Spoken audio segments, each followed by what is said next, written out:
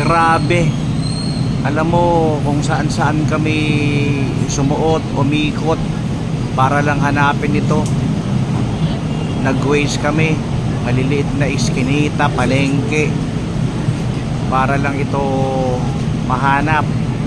Kasi famous daw ito dito sa Iloilo. Famous daw ito rito.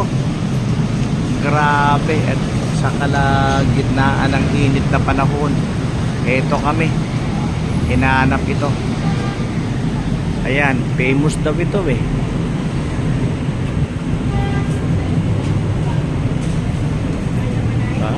Talagang may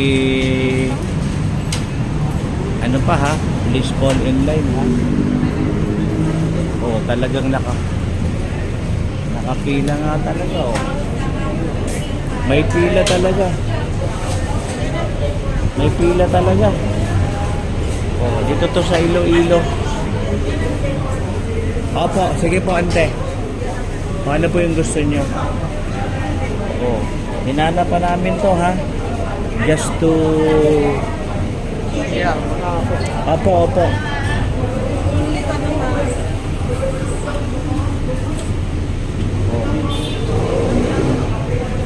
Hinanap pa namin to. Itong siopawan na to. Pila oh, ayan oh. Para lang makabili at makatikim. Famous daw ito rito sa Iloilo.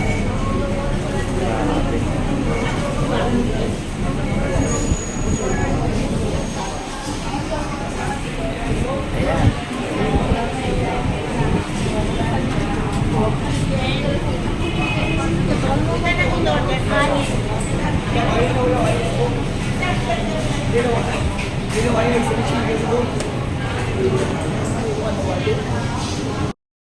Ayan na yung kasama namin at bumibili na.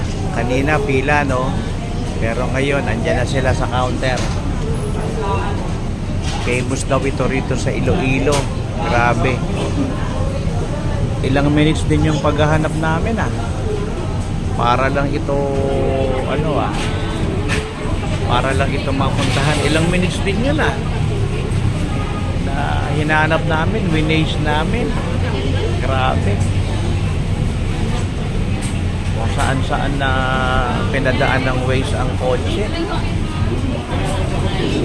Masisikip na lugar na na palengking under repair pa. Grabe. So ayan, dito na kami, nakabili na. Roberto's, famous siopaw daw ito dito sa Iloilo.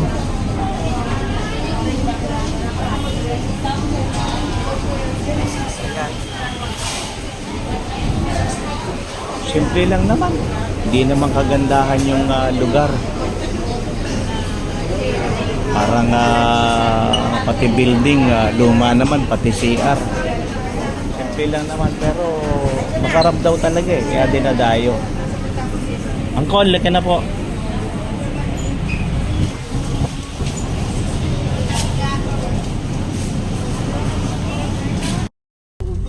Roberto's siopaw.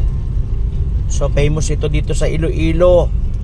Grabe. Ilang minutes yung biyahe natin para lang mahanap ito. Ayoko na po sabihin. Kung saan-saan tayo pinaikot ng Waze. Napunta pa sa palengke. Pinadaan pa tayo sa palengking masikip na under construction pa. Pero sulit naman Sulit dito naman. no. So grabe. Opo, Pero kung titingnan mo po ante yung building nila, simple lang naman no. Oo, hindi naman Mukha parang po. hindi naman sosyalan no, ordinaryong kainan, ordinaryong Pero ang daming pera na nung may-ari noon. Kasi pila-pili. No? Sa kaya nila dinadala yung kita nila, hindi nila dinidevelop yung kanilang pwesto. Yan, Roberto's. Tikman natin ano kaya ang lasa nito. Sa totoo lang, pag kinain mo to, ang laki Hindi mo, ang laki. Baka kalahati lang ang kakayanin mo rito. Init. Yeah, Roberto's Siopaw. The Kanina famous na yung tuka kita. Ang laki nito, hindi ko rin Roberto's Siopaw of Iloilo. Yan, tignan natin na malasa nito. Lasa si Plaka sa Siopaw din naman siguro, no? Pero ano klase Opo, Siopaw? siopaw din. May egg pa. Oo, may egg. Mahal. Bacon. Sana pinicturean niyo kung gano'n siya kalaki. Bacon Chinese sausage chicken pro alam. Ano po siya? Halo-halo. Opo, depende po sa ano lang niya. Pero chicken asado, chicken pork, ano po siya asado. Halo-halo. So ngayon ito ang ano niya, bacon Chinese sausage, chicken pork adobo with Opo, egg, with siopaw. egg. Ayun. Kasi yun ang specialty nila. Ayun. Ayun po Ayan. yata yung pork oh. Bacon na Dire-diretso. Chinese sausages, chicken pork asado with egg siopaw.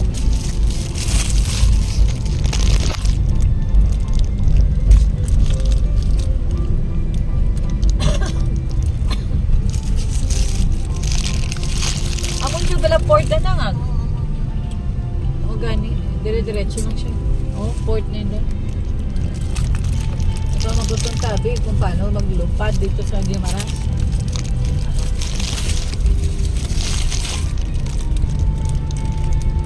Kahit doon lang tayo, may resto naman yata doon.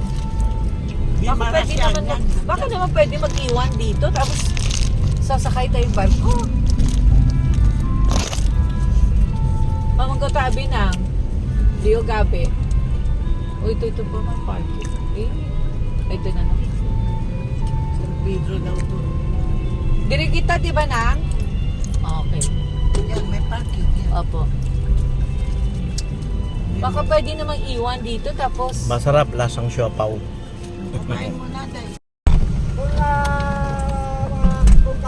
Yung kay Uncle Ante asado lang. Sa atin ano, may bacon, may chicken, may egg pa, kompleto. Magkano naman isa nito, Ante? Magkano naman isa? Hindi ko hanap pa na 1,000. basta diretso lang po. 1,035 lahat.